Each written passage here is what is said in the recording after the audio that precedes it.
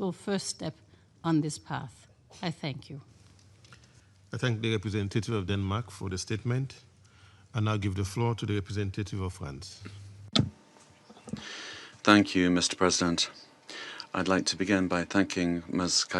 Kayoko Goto, Acting Assistant Secretary General for Political Affairs, as well as Ms. Edem Wasono, Director of Operations at the Office for the Coordination of Humanitarian Affairs. I thank them for their briefings and for telling us about a conflict that has lasted far too long. Mr. President, a ceasefire is needed. France calls on all members of the Council to unite around a complete, immediate and unconditional ceasefire, which has also been requested by the Secretary-General of the United Nations. It calls on Russia to accept it and to engage in good faith in peace negotiations.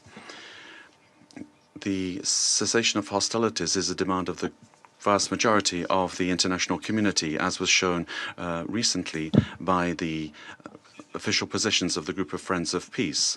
Ukraine has repeated many times that it is prepared for a ceasefire. It accepted that in March when it was proposed by the United States. Ukraine has also for months expressed its readiness for peace negotiations at the highest level. Russia, on the contrary, continues to intensify its strikes on Ukrainian territory and multiplies its delaying maneuvers which fool no one. Ending this Russian aggression is a flagrant violation of the principles of the UN Charter. Stopping it is everyone's responsibility. Allowing aggression to achieve its aims would open the door on every continent to aggressive policies of revising borders, in violation of the territorial integrity and sovereign equality of states. Mr. President, the reports the Council has just heard remind us, if it were necessary, of the unacceptable humanitarian situation that Russia continues to impose on Ukrainian civilians. 26 dead, including 3 children and nearly 100 civilians in the city of Ternopil alone during the night of the 18th to the 19th of November. A few days earlier, a hospital and an embassy were hit in the capital in violation of international humanitarian law and the Vienna Convention.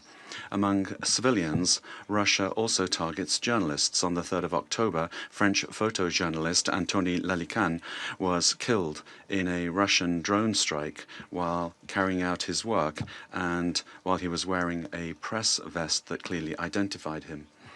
As winter approaches, and as every year since 2022, Russia is relentlessly attacking energy infrastructure. After thermal power plants and gas storage facilities, even electrical substations connected to nuclear power plants are not spared by these strikes, endangering nuclear safety and security, as the Director General of the IAEA has reiterated. By imposing long power outages and sometimes heating and running water outages, Russia is once again seeking to break the resistance of the Ukrainian people. But the Ukrainian people are resisting.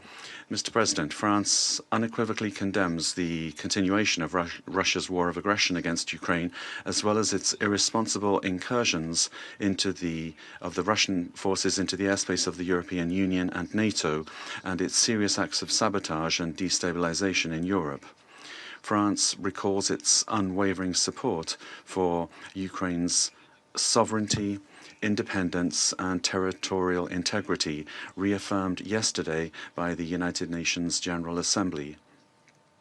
The visit of the Ukrainian president to Paris this week, which enabled the signing of a declaration of intent on the delivery of 100 Rafale fighter jets to Ukraine, shows that France is continuing its commitment, along with all of its partners, to increase its long-term support. We are working towards a just and lasting peace.